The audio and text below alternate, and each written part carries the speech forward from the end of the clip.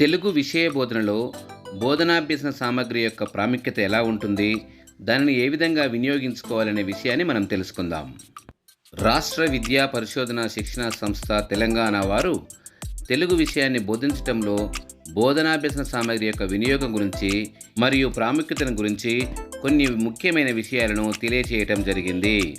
బోధనా సామగ్రి యొక్క ఆవశ్యకత ఎందుకో తెలుసుకుందాం. అర్థవంతమైన అభ్యసన కోసం, వేగవంతమైన అభ్యసన కోసం, ఎక్కువ రోజులు గుర్తుంచుకోవటానికి, నేర్చుకుంటున్నాము అనే భావన కలగకుండా నేర్చుకోవడానికి, ఆలోచింపజేయడానికి ఎక్కువ అవకాశం ఉంటుంది. అంతేకాకుండా విద్యార్థులలో ఊహాశక్తి పెరుగుతుంది. అందరూ విద్యార్థులు నేర్చుకోవడానికి అవకాశం కలుగుతుంది. విద్యార్థులు భావనలను త్వరగా అర్థం చేసుకుంటారు. బహుళ తరగతి బోధనకు మంచి ఉపయుక్తంగా ఉంటుంది. వివిధ స్థాయిల విద్యార్థులందరూ నేర్చుకోవడానికి అనుకూలంగా ఉంటాయి. ఆడుతూ పాడుతూ నేర్చుకోవడానికి చాలా ఉపయుక్తంగా ఉంటాయి. ప్రాథమిక స్థాయిలో తెలుగు బోధనాభ్యసన సామగ్రి యొక్క ఆవశ్యకత ఏంటో చూద్దాం. ప్రాథమిక స్థాయిలో చదవటం, రాయటం అనే దశ ఉంటుంది. చదివిన దానిని అర్థం చేసుకోవటం, తెలిసిన దానిని సొంతంగా రాయటం ఉంటుంది. వీటిని పెంపొందించే సామగ్రి చాలా అవసరం. ప్రధానంగా చదవటానికి లేదా రాయటానికి ధ్వని మరియు అక్షరాల గుర్తింపు చాలా ముఖ్యం.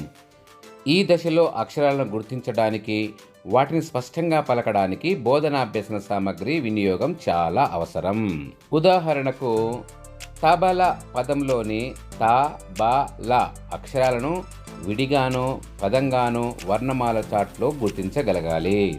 అలాగే ధ్వనిని బట్టి త అక్షరం ఎన్నవ స్థానంలో ఉన్నదో, బ అక్షరం ఎన్నవ స్థానంలో ఉన్నదో, ల అక్షరం ఎన్నవ స్థానంలో ఉన్నదో చెప్పగలగాలి, రాయగలగాలి.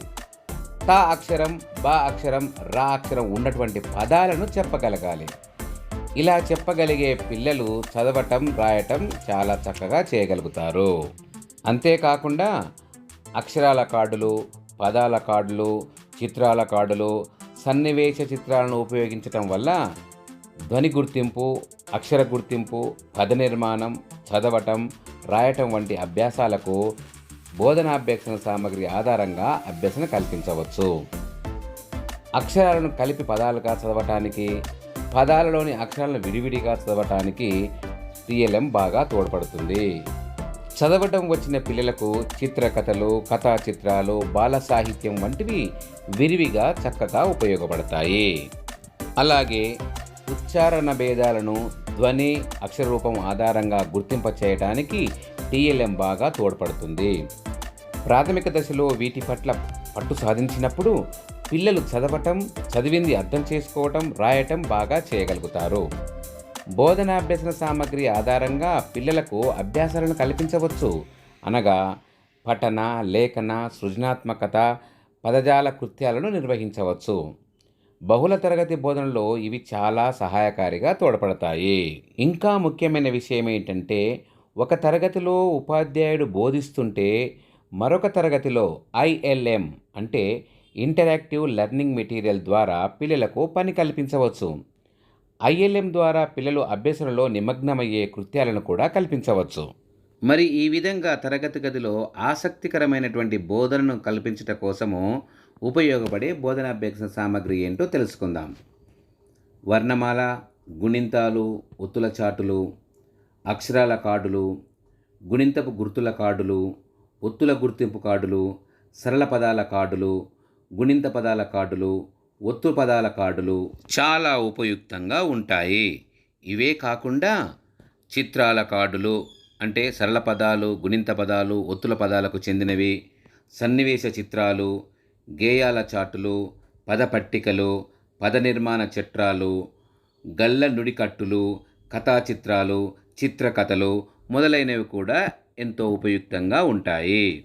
వీటికి తోడుగా భాషా క్రీడా సామగ్రి అంటే తంబోలా కార్డులు, అంత్యాక్షరి కార్డులు, వైకుంఠపాలి, పాచికలు, డామినో కార్డులు, జతపరిచే కార్డులు కూడా చాలా ఉపయుక్తంగా ఉంటాయి. బాల సాహిత్య పుస్తకాలు, పోస్టర్లు, నోటీసులు, లేఖలు, కరపత్రాలు కూడా చాలా బాగా ఉపయోగపడతాయి. అంతేకాకుండా వార్తాపత్రికలు, నిఘంటువులు, గింజలు, అక్షరాలను ట్రేస్ చేసే సామగ్రి, వార్తాపత్రికలలోని భాషా క్రీడలు, కృత్యపత్రాలు చాలా ఉపయుక్తంగా ఉంటాయి. ఈ విధంగా మనము ఎన్నో రకాలైనటువంటి వస్తువులను తెలుగు భాష బోధనాభ్యసన ప్రక్రియలో టీఎల్ఎంగా ఉపయోగించి ఎంతో సమగ్రమైనటువంటి బోధనను అందించవచ్చు. విద్యార్థులకు ఉల్లాసంగా, ఉత్సాహంగా, ఆసక్తికరంగా బోధనాభ్యసన ప్రక్రియలో పాల్గొనేటట్లు చేయవచ్చు. Thank you very much.